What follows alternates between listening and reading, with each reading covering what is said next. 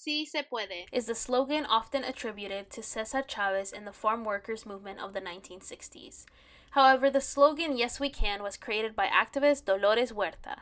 Although both figures played a pivotal role in the fight for the rights of farm workers and their families in California and beyond, the intersectional activism of Dolores Huerta is often overlooked. Today, we will explore the life and social justice work of Dolores Huerta, who fought for labor and women's rights intertwined with environmental activism. Dolores Huerta was born on April 10, 1930, in the mining town of Dawson, New Mexico. When Huerta was 3 years old, her parents divorced and she moved with her mother and two brothers to Stockton, California. Nevertheless, both of her parents influenced her activist personality. Huerta's father, Juan Fernandez, was a union activist, miner, and farm worker, winning a seat in the New Mexico legislature in 1938. Huerta's mother, Alicia Fernandez, had multiple jobs until she was able to open a small hotel and restaurant. Within her small hotel, Alicia offered affordable rates in her hotel to low-wage workers and often waived fees for them.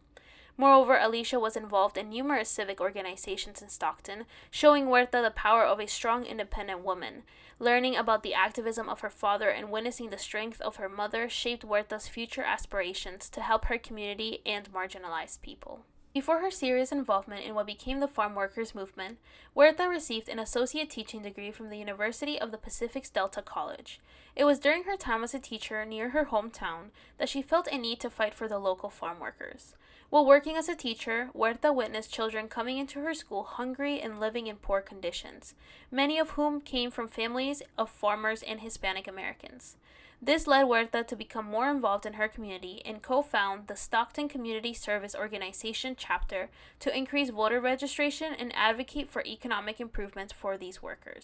Huerta founded the Agricultural Workers Association, and that is where she met Cesar Chavez. In 1962, Huerta and Chavez founded the National Farm Workers Association, which later turned into the United Farmworkers, also known as UFW, where Vice President Huerta led as the only woman on the executive board until 1999. Many agricultural unions and committees reached out to Huerta and Chavez to lead a strike by Filipino and Chicano workers in the grape industry in Delano, California. Huerta helped organize the grape workers' strike and was able to recruit 5,000 grape workers across California. Alongside the strikers, the union led a boycott of the wines from the California farms, leading sales to go down 22% in 1968, representing a decline of $8.5 million. Nevertheless, alongside Huerta's advocacy for safer working conditions for farm workers, she was also outspoken on addressing the need to ban the use of harmful pesticides such as DDT to protect both the workers and the environment. It was coming to light that the pesticides used in these fields exposed pickers to pesticide poisoning, and overall led the families of farm workers to experience high rates of birth defects, cancer, and life-threatening burns. Thus, the UFW's main concern became the health of farm workers and protecting the environment, leading the UFW to collaborate with environmental organizations to demand a federal ban on DDT and other toxic pesticides.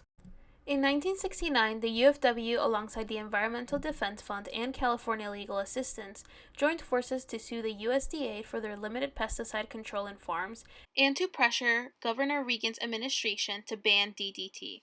Through this new coalition, others followed suit, such as with the Sierra Club, Audubon Society, and others. Thus, the farmers' movement turned into an environmental protection pursuit. The coalition's and Huerta's negotiation skills allowed for a union contract to be achieved in 1970 out of these strikes and the banning of these hard pesticides in 1972.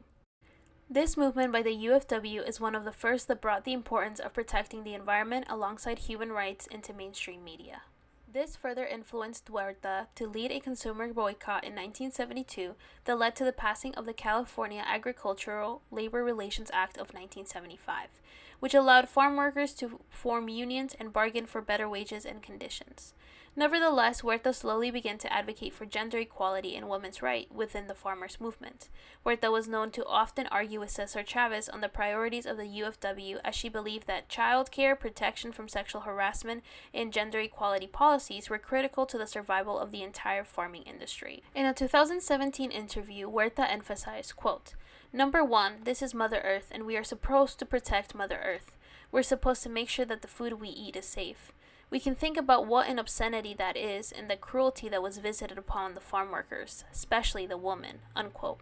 Thus, across the work of Huerta from the early 1950s into her adult life today, she has made it a point to fight for both human rights and environmental protection, pioneering the intersectional strategies of the environmental justice movement. Despite the positive change Huerta has achieved in her career and via the UFW, she faced multiple attacks on her person, from being arrested when protesting to being severely beaten in 1988 when she still protested against the harmful pesticides that continued to be used on crops after the 1972 ban.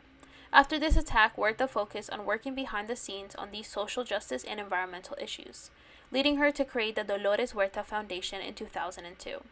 Huerta's foundation focuses on grassroots organizing, registering people to vote, uplifting Latinos to run for office, fighting for education equity, environmentalism, and more. At 94 years old, Dolores Huerta continues to be active through her foundation, in politics, and with nonprofits.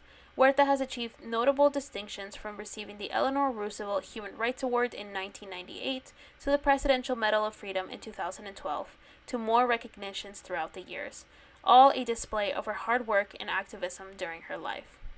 The work is not over for Huerta, as she continues to, quote, travel across the country engaging in campaigns and influencing legislation that supports equality and defends civil rights, unquote. Her life and legacy are proof of these words, sí se puede.